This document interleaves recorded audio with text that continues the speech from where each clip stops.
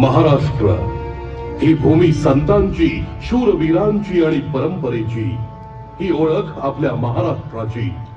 इथे प्रत्येक सण हा केवळ उत्सव नसतो, तो असतो भावनांचा, एकोप्याचा आणि संस्कारांचा संगम.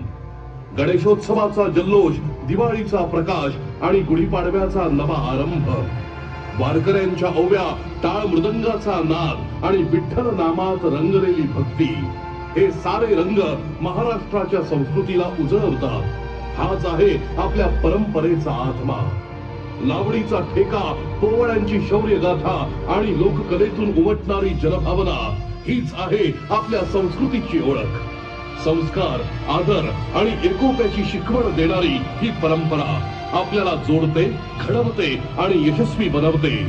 महाराष्ट्र फक्त एक राज्य नाही, तो आहे आपला अभिमान. आता आपण अनुभवणार आहोत एक अद्भुत प्रवास.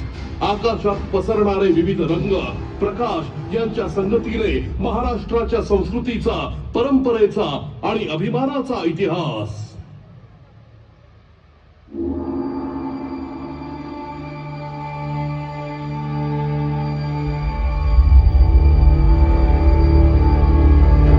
आता विश्वात्मके देवे, येणे वाग्यज्ञे तोषावे, तोषोनी मज द्यावे पसाय दान हे.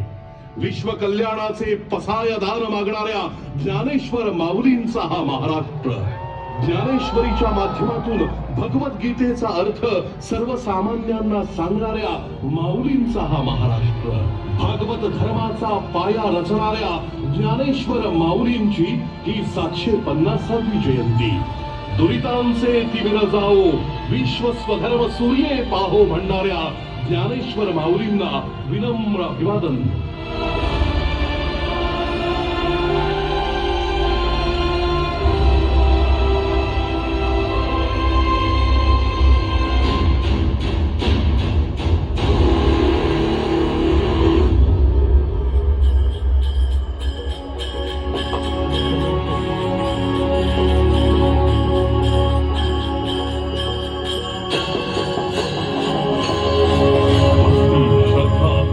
प्रेमाचा साक्षात अनुभव म्हणजे पंढरीची वारी.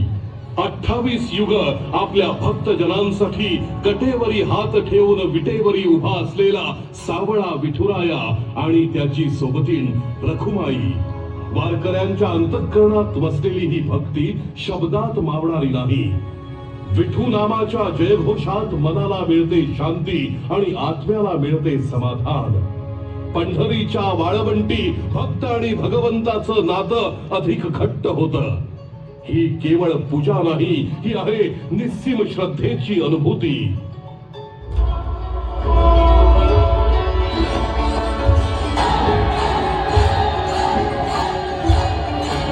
ज्ञानोबा तुकोबाच्या गजरात चालणारी लाखोंची वारी. टाळ मृदंगाच्या गजरात अखंड नामस्मरण करत वारकरी निघतात पंढरीच्या दिशेने. ना थकवा ना तक्रार, फक्त एकच आस, विठुरायाच्या दर्शनाची.